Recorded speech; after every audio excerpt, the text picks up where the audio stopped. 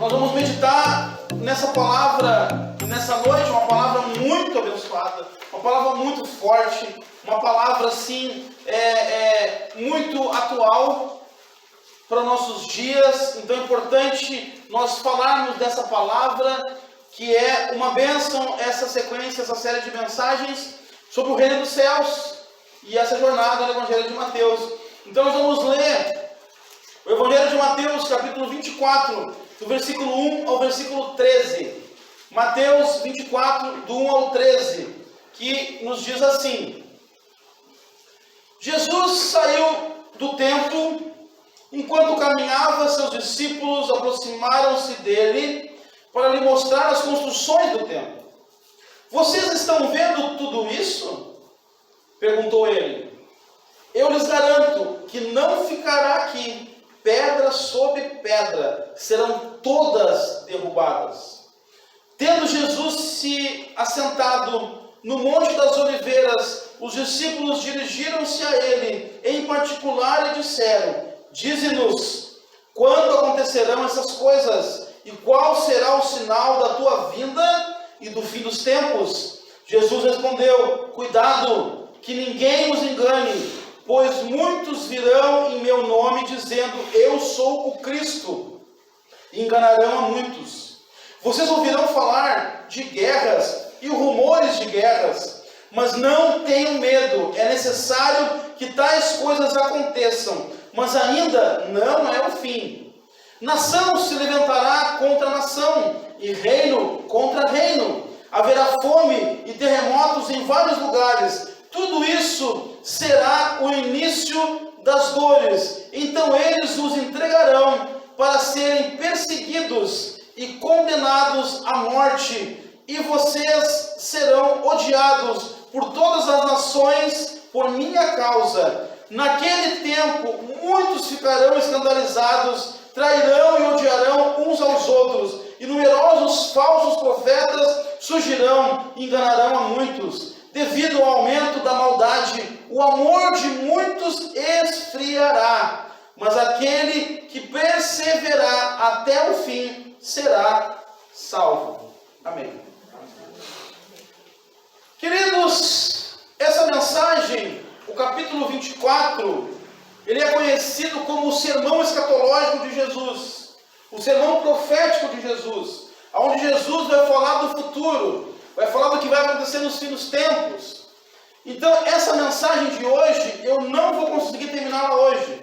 Na verdade, eu precisaria de diversos domingos para falar dela toda, para falar versículo a versículo, para explicar cada situação, mas nós não vamos fazer isso. Nós vamos falar sobre o assunto que essa mensagem traz, que esse capítulo traz, mas nós vamos ter que dividir em dois.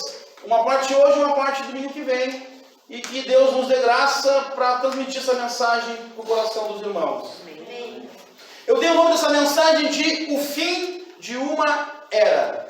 O fim de uma era. Aconteceu nesse capítulo que Jesus estava no templo. Ele estava no templo. E a gente está aprendendo, vendo no Evangelho de Mateus, algo interessante. Que a maior batalha de Jesus, as maiores batalhas de Jesus, não aconteciam diretamente contra as trevas. Não acontecia diretamente contra o diabo. Não acontecia diretamente contra os demônios. Até pelo contrário. Os demônios, o diabo e as trevas, ele venceu de forma muito fácil. Muito simples. Simplesmente uma palavra dele expulsava os demônios. A presença dele expulsava os demônios. Então não era esse a maior batalha, não era essa a maior batalha de Jesus. Ele chegou certa ocasião, um dia ele chega em Gadara e tem um homem que está possesso de demônios, e antes dele falar, os demônios dizem: O que tu faz aqui, filho de Deus? O que tu quer aqui agora? Por favor, me deixa eu perturbar um pouco mais. Então a presença dele já incomodava, já mandava os demônios embora. Então as maiores batalhas, as maiores lutas que Jesus enfrentou no seu ministério terreno, não foi contra os demônios. Não foi contra as trevas. trevas, não foi contra o diabo. O diabo ele venceu no deserto e ponto. As maiores batalhas e lutas que Jesus enfrentava, e nós vimos isso no Evangelho de Mateus inteiro, era contra os fariseus, era contra a falsa religião, era contra a religiosidade, era contra o legalismo, era contra o farisaísmo, era contra a falsa adoração, o falso. E ele chama esses homens de falsos, de soberbos, de julgadores, de enganadores, de ladrões. Ele fala em João 10, falando desses homens, que eles eram ladrões, que eles vinham só para matar, roubar e destruir. Ele não está falando do diabo, está falando dos fariseus, daqueles que vieram antes dele, daqueles que estavam roubando o povo de Deus. Então suas maiores batalhas eram contra esse povo, contra essa gente falsa. E no capítulo 23, o capítulo inteiro, um capítulo extenso de 39 versículos, todo ele é combatendo os fariseus, é combatendo os saduceus. Nesse capítulo ele vai chamar eles de falsos. Ele fala, mas não façam o que eles fazem, pois não praticam o que pregam. Ele falava que eles eram falsos crentes, falsos religiosos. Eles tinham religiosidade, tinha uma falsidade neles. Ele fala que eles eram soberbos. No capítulo 23, versículo 12, diz: pois todo aquele que a si mesmo se exaltar, será humilhado, e todo aquele que a si mesmo se humilhar, será exaltado. Ele fala que eles eram soberbos, cheios de soberba, eles se achavam melhor que os outros. Se achavam melhor do que o povo? Não, porque nós somos os fariseus, nós jejuamos 2 vezes por semana. Não, porque nós estamos sempre no templo. Não, porque nós somos melhores. Soberbos. E Jesus diz: quem se exalta será humilhado. Ele fala que esse pessoal só lida com aparência. Ele chama eles de sepulcros caiados. O que é um sepulcro caiado? Trazendo para nossos dias, para nós entender, um caixão lindo, adornado, bem pintado. Sabe aquele caixão que você vai no velório e diz: que caixão bonito. Mas o que tem dentro? Morte. O que tem dentro? Podridão. O que tem dentro? Nada de valor. Morto. E ele fala que os fariseus são sepulcros caiados, que eles são bonitos por fora, a sua aparência mostra algo muito bonito, as suas roupas, as suas vestes, o seu jeito, a sua fala, mostra uma coisa, mas o coração está destruído, o coração está podre, ele está podre por dentro, ele está morto por dentro. Jesus está batalhando contra a falsa religião, contra o falso crente. O evangelho todo nós vemos isso. E ele termina o capítulo 23 dizendo: Jerusalém, Jerusalém, você que mata os profetas e apedreja os que lhes são enviados, quantas vezes eu quis reunir os seus filhos, como a galinha reúne os seus pintinhos debaixo das suas asas, mas vocês não quiseram. Eis que a casa de vocês ficará deserta. Pois eu lhes digo que vocês não me verão desde agora, até que digam: bendito é o que vem em nome do Senhor. Amém. Ele está dizendo: vocês não vão me ver mais, só o dia que vocês confessar, que vocês admitir que eu sou o Senhor, que eu venho em nome de Deus. E olha o que ele fala: quantas vezes eu quis reunir os seus filhos, quantas vezes ele quis botar debaixo das asas. Jesus sempre derrama da sua graça. Jesus sempre derrama da sua misericórdia. Jesus sempre faz de tudo para abençoar o ser humano, até o sujeito não poder dizer mais que não teve o amor de Deus, até o sujeito não poder dizer: não, ninguém fez nada por mim. Jesus não fala, não, ele faz, ele bota debaixo das asas, ele reúne, ele abençoa, ele cuida, ele guarda. E aí agora, no sermão escatológico do capítulo 24, ele vai falar dos acontecimentos futuros. A escatologia é o estudo dos eventos futuros. E só que antes de entrar nesse sermão, nessa mensagem, nesse capítulo, eu quero que você reflita comigo e você olhe um pouco para o mundo. Como que está o mundo? Como que está a sociedade? Como que estão os governantes? O que está acontecendo na nossa volta? Primeiro, o que está acontecendo no mundo? Deuses e santos surgindo a cada ano. A cada momento surge um Deus novo para se adorar. A cada momento surge um santo novo para se adorar, para se prostrar. O que mais? Falsos profetas. Dia após dia surgindo falsos profetas. Homens enganadores, enganando o povo de Deus, enganando as pessoas, conduzindo elas para o inferno, em vez de levá-las para o céu. Falsos profetas surgindo a todo momento. O que nós estamos vendo no mundo? Terremotos. Terremotos aonde nunca se viu. O Brasil nunca teve índice de terremotos.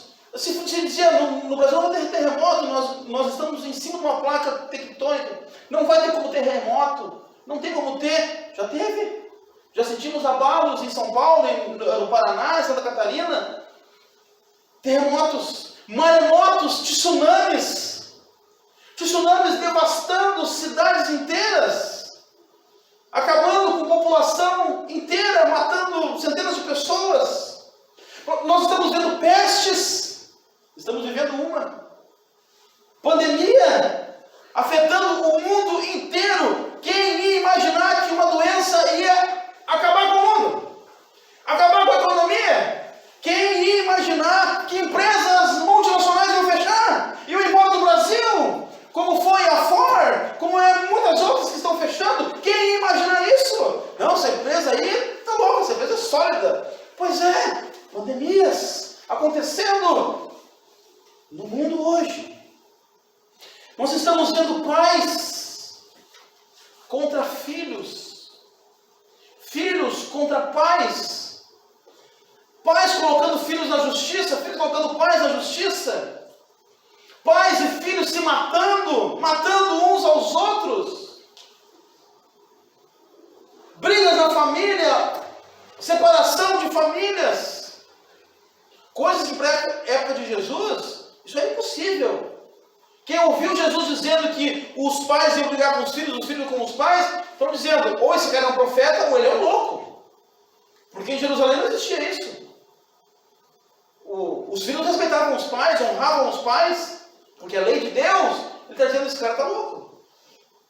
Não estava. Não estava louco. Terremoto? Não, não pode. Guerra. Mas eles viviam um tempo de paz, como vai ter guerra? Não, esse cara só pode ser um louco, um lunático. Ou ele é realmente um profeta.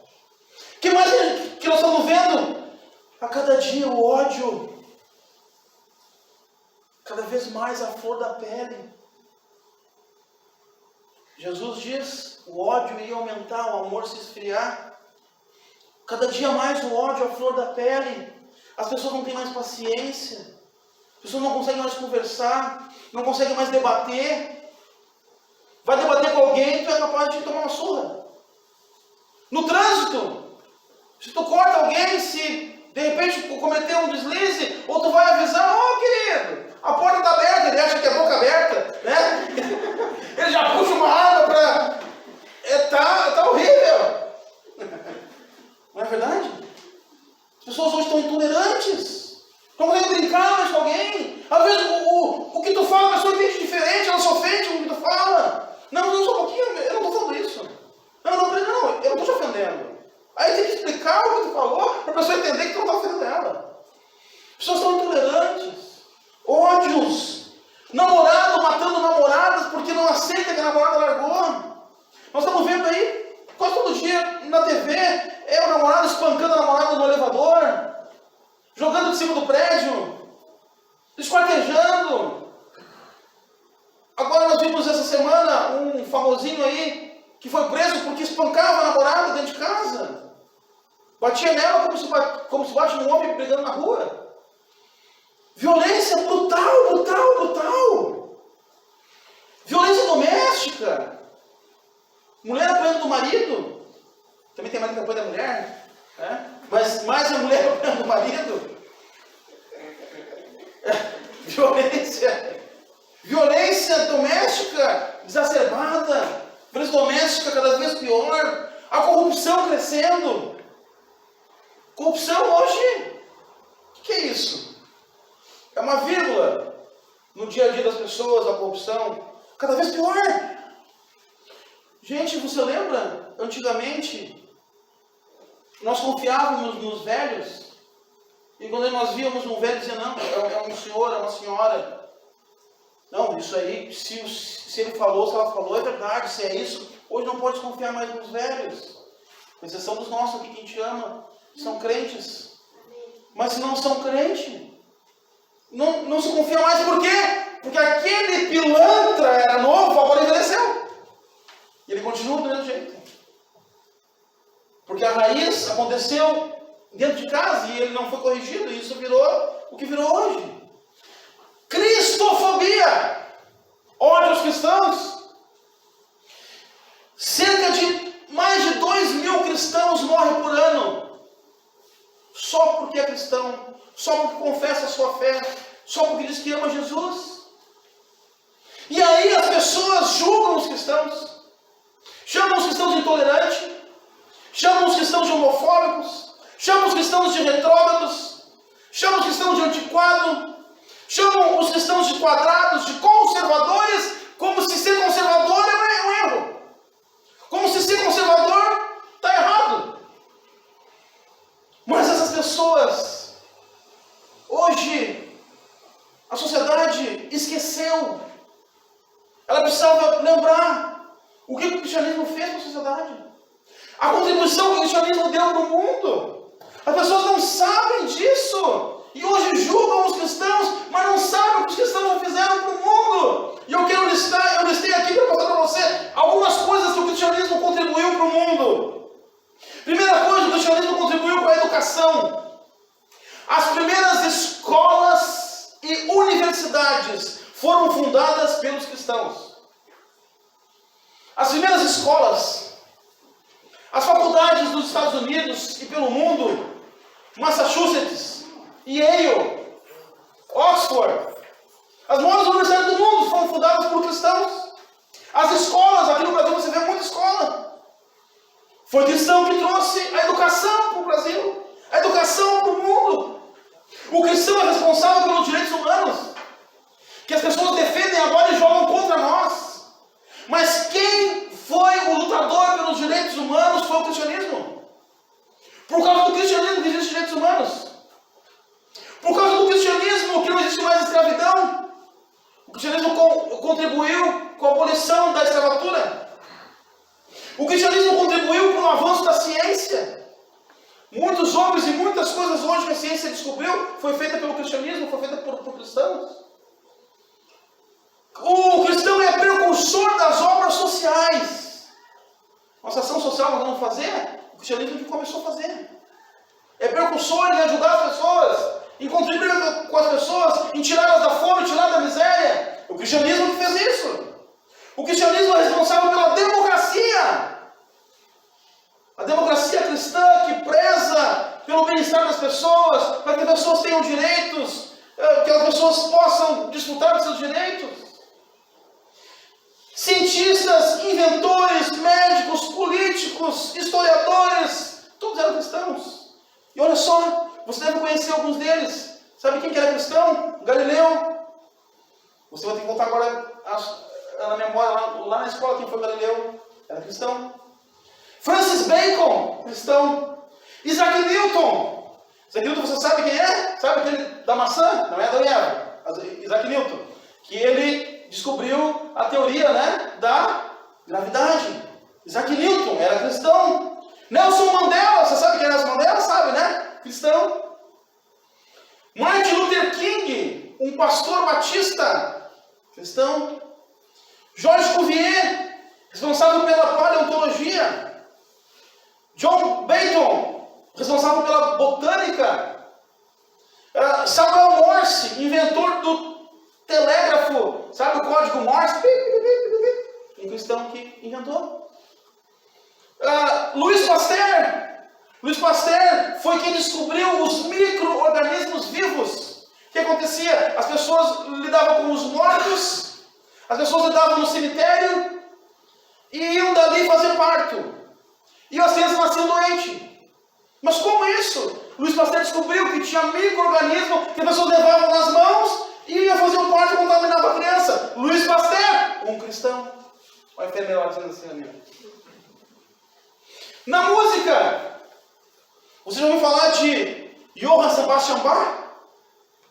Você já ouviu falar de Wolfgang Amadeus Mozart? Já ouviu falar de Ludwig van Beethoven? Cristãos, os homens da música clássica. Não sei se vocês acompanham ou devem ter percebido, sempre quando o Zafra faz uma propaganda de final de ano, ele toca a 9ª Sinfonia de Beethoven. São cristãos.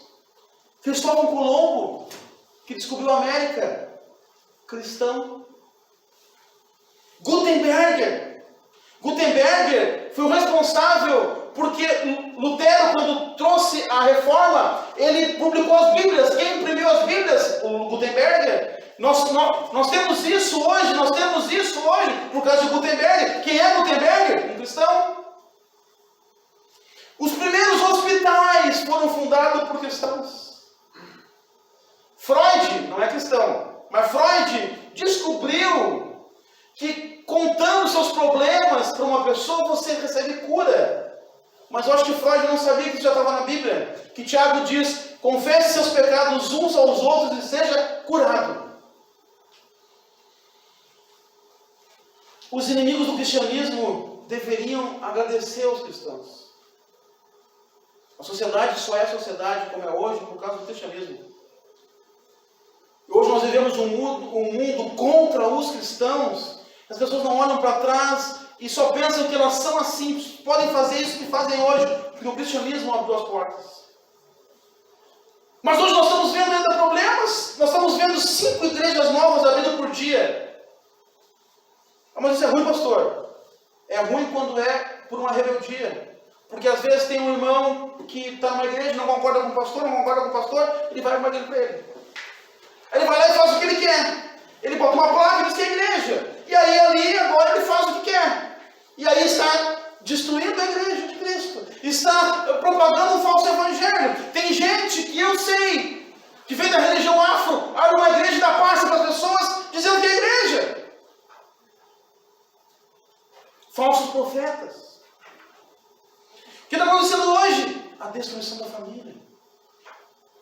Eu vi esses dias uma matéria de um ativista gay, numa entrevista, ele disse, as pessoas dizem que a gente quer destruir a família. Sim, a gente quer. Todo mundo riu. Vai aqui um adendo muito importante. Nós não somos contra gays. Amém? Amém. Nós não somos contra gays. Os gays são bem-vindos aqui. Se quiser vir um gay aqui, você é muito bem-vindo e eu sou o primeiro a dar um abraço. E abraço mesmo, com muito amor e muito carinho. Mas os ativistas são diferentes. Os ativistas, eles querem fazer bagunça. Eles querem botar o terror. Eles querem ir contra. Eles querem converter todo mundo. Todo mundo tem que ser gay. E quem não é tem que aceitar. E tem que aceitar de qualquer jeito. E não importa. Eles são agressivos. É diferente. A destruição da família está acontecendo. O abuso infantil. O abuso infantil. A doutrinação das crianças. A doutrinação infantil. Nós vimos agora há poucos dias uma marca de hambúrguer fazendo uma propaganda usando crianças, doutrinando crianças para falar sobre o ativismo gay, para falar contra a normativa bíblica, doutrinação infantil. Agora há poucos dias também saiu um coral gay nos Estados Unidos dizendo, nós sim queremos as crianças de vocês. E olha o que Nelson Mandela disse uma vez, não existe revelação mais nítida da alma de uma sociedade do que a forma como essa trata as suas crianças. Porque o reflexo da sociedade vai acontecer conforme as crianças são tratadas, educadas e ensinadas. Que isso tudo está acontecendo hoje. Programas de TV e comerciais insanos. Aí teve um filósofo marxista que disse uma vez, Não tomem quartéis. Tomem escolas e universidades. Não ataquem blindados. Ataquem ideias. E é isso que está acontecendo.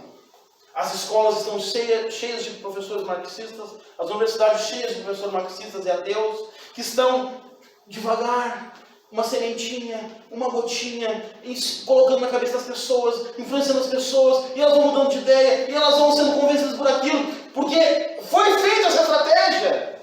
Não atacaram os quartéis, não guerrearam contra aqueles que tinham poder. Não, vamos na raiz. Vamos lá na raiz. Porque se nós formos atacar o poderoso, nós vamos perder. Vamos lá no filho dele. E ele vai ensinar o filho dele que isso tudo está errado. Quando o filho dele for grande, nós temos um aliado. E foi o que aconteceu. As escolas foram cheias de marxismo.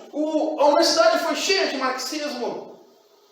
Não atacaram blindados. Como vai atacar o blindado? Nós vamos perder. Ataca as ideias. Muda a cabeça deles. Transforma a mente deles.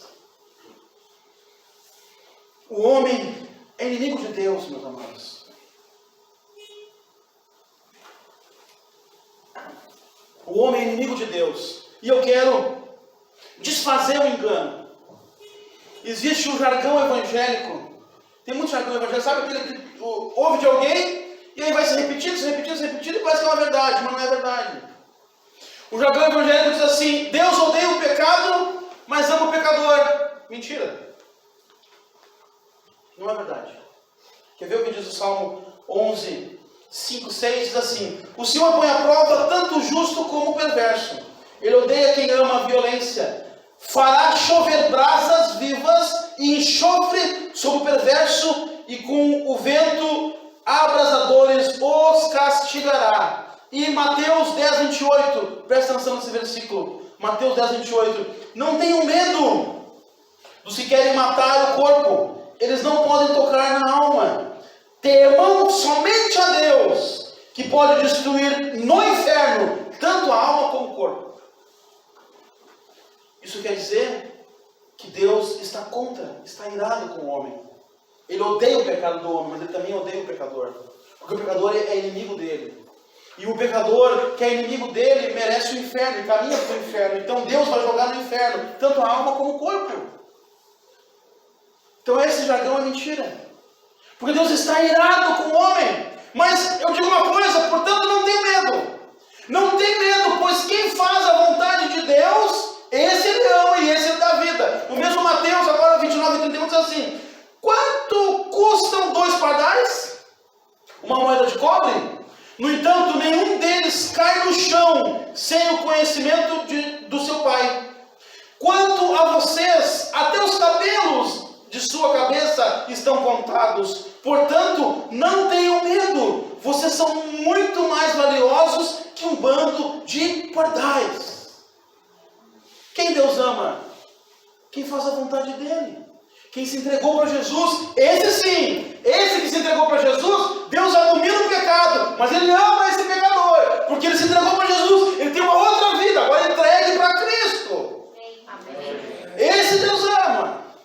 Então esse panorama que eu fiz, para você pensar um pouco como está os dias de hoje, e vamos trazer agora para a profecia bíblica de Jesus.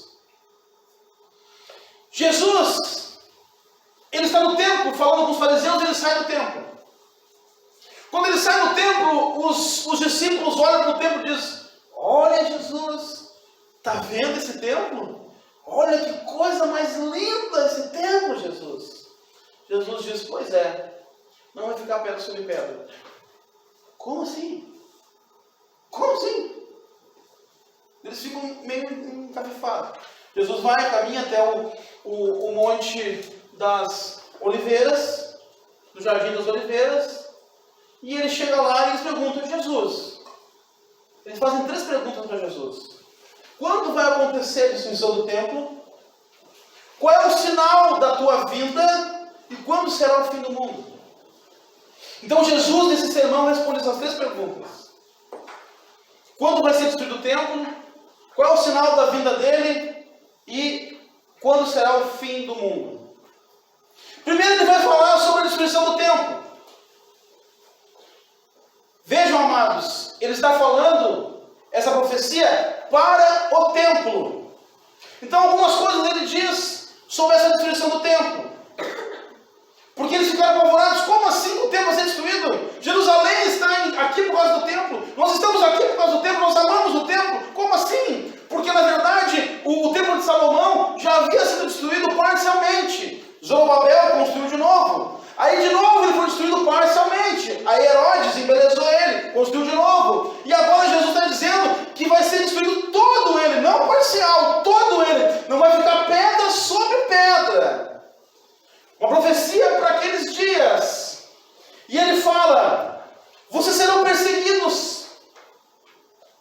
Ele fala, presta atenção, quando vier o sacrilégio da desolação, como profetizou o profeta Daniel.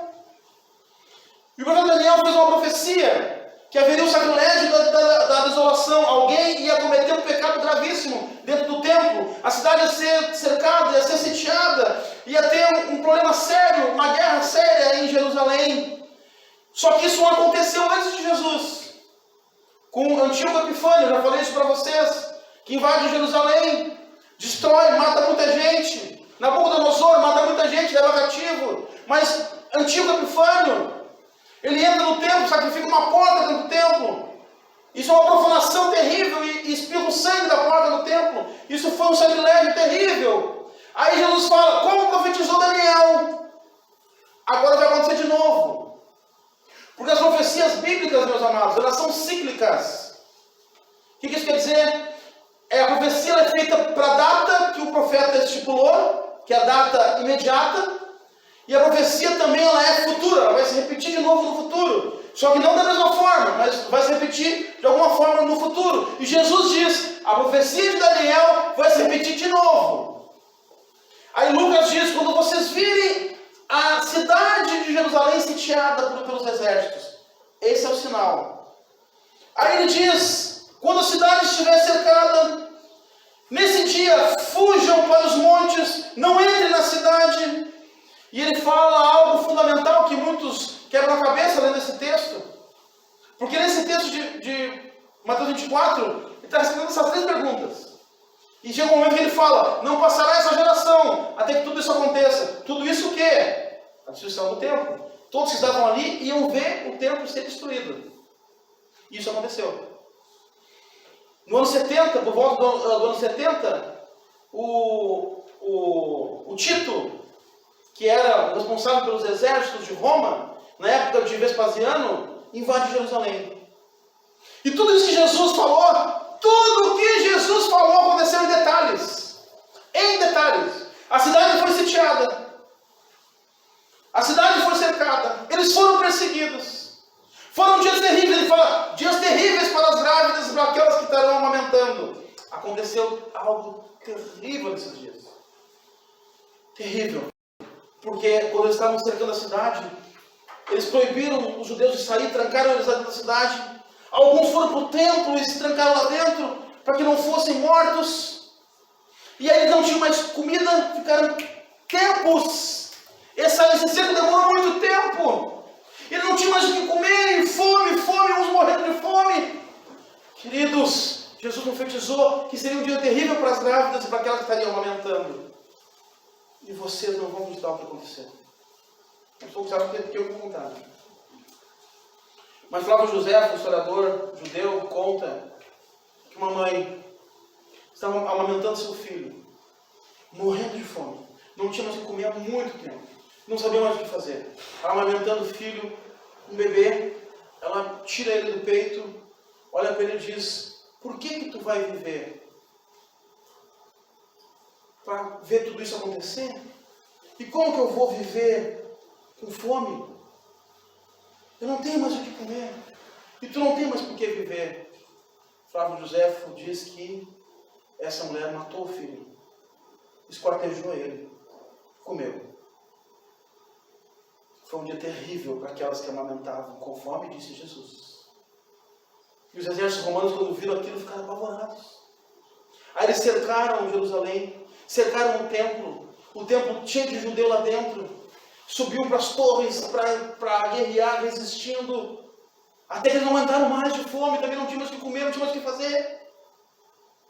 E aí, Eusébio de Cesareia, o primeiro historiador cristão, conta que naqueles dias, corpos de anciões jogados nas ruas, ao lado de corpos de crianças mortas, e ao lado de mulheres nuas, violentadas pelos soldados, mortas. Foi terrível. Aí eles entram para o templo e não sei mais o que fazer, e os judeus, já sei o que vão fazer. Vão matar eles lá dentro. E jogam fogo para dentro do templo. E todo mundo morre queimado lá dentro. E aí acontece que o templo é destruído, eles derrubam o templo, só que o fogo era tão intenso que derreteu todo o ouro que tinha lá dentro. E o ouro entrou no meio das pedras. E o que eles fizeram? Derrubaram todas as pedras para tirar o ouro. E a profecia de Jesus se cumpre ipsis liter, completamente. Tudo aconteceu, não ficou pedra sobre pedra. E o templo foi derrubado. Mas quem ouviu Jesus na época disse, esse cara é um louco. Isso nunca vai acontecer. Mas, Eusébio diz que os cristãos lembraram da profecia de Jesus. E que Jesus disse, quando vocês veem a cidade cercada, fujam para os montes, não venham para a cidade, não entrem nas casas. E eles fugiram para os montes. E eles não foram mortos, mas os judeus que ali ficaram apaixonados pelo templo, religiosos, morreram todos. Querido, hoje eu vou ficar por aqui, que tem mais as outras perguntas que ele responde. Mas eu quero dizer uma coisa para você nessa noite. Tudo que Jesus disse aconteceu. A Bíblia é inerrante, ela não tem erro. A Bíblia, ela não erra, ela é eficaz, e tudo que a Bíblia diz vai acontecer. Jesus não errou, ele não erra e ele não vai errar. Mas aqueles cristãos daquele dia ouviram as palavras de Jesus e foram salvos. Eu quero dizer para você, ouça as palavras de Jesus. Amém. Ouça o que Jesus diz. Amém. Escute o que Jesus diz, igreja. Amém. Acorde, igreja. Olha para o mundo. Olha o que está acontecendo. Tudo que Jesus profetizou está acontecendo. Aconteceu no decorrer dos séculos. Aconteceu no decorrer da caminhada. O mundo caminha para um fim. Nós vamos ver isso semana que vem, porque ele vai responder quando que ele volta. Se tem data, se tem dia, se tem ano. E como vai ser o fim? Quando vai ser o fim? Como vai acontecer isso? Nós precisamos nos agarrar em Jesus.